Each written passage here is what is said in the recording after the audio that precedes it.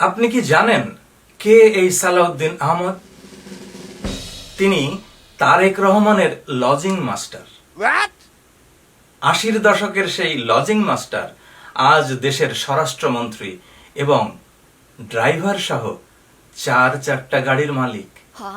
অথচ এত গাড়ি থাকার পরও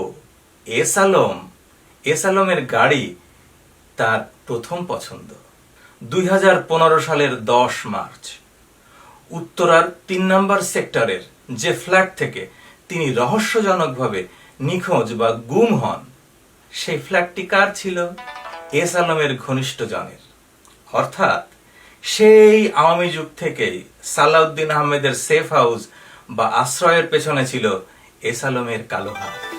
সাধারণত ইন্ডিয়ায় কেউ অবৈধ অনুপ্রবেশ করে ধরা পড়লে তাকে ডিটেনশন ক্যাম্পে রাখা হয়, কিন্তু সালাউদ্দিন আহমেদ তিনি কিভাবে শিলংয়ে এমন রাজকীয় বাংলোতে স্বাধীনভাবে থাকতেন? 2024 সালের আগস্ট দেশে ফিরে তিনি যখন এসালমের গাড়িতে চড়ে সম্বর্ধনা নিলেন, তখন দেশ জুড়ে তীব্র সমালোচনা শুরু হয়। ফলে সংবাদ সম্মেলন করে তিনি জাতির কাছে ক্ষমা চাইতে বাধ্য হন। কিন্তু মাত্র 2 দিন আগে সংসদে দাঁড়িয়ে তিনি সরাসরি উল্টো কথা বললেন। বিতর্কের জল শুধু এসালমের গাড়ি, উত্তরার ফ্ল্যাট বা শিলং পর্যন্তই সীমাবদ্ধ নয়। রাজনৈতিক মহলে জোর গুঞ্জন, এসালম দেশ ছেড়ে পালালেও পর্দার আড়ালে থেকে তাদের বিশাল সাম্রাজ্য এখন দেখাশোনা করছেন সালাউদ্দিন পুত্র। যদিও সালাউদ্দিন আহমেদের পক্ষ থেকে এটাকে রাজনৈতিক অপপ্রচার বলে ধামাচাপা দেওয়ার একটা চেষ্টা চালানো হচ্ছে।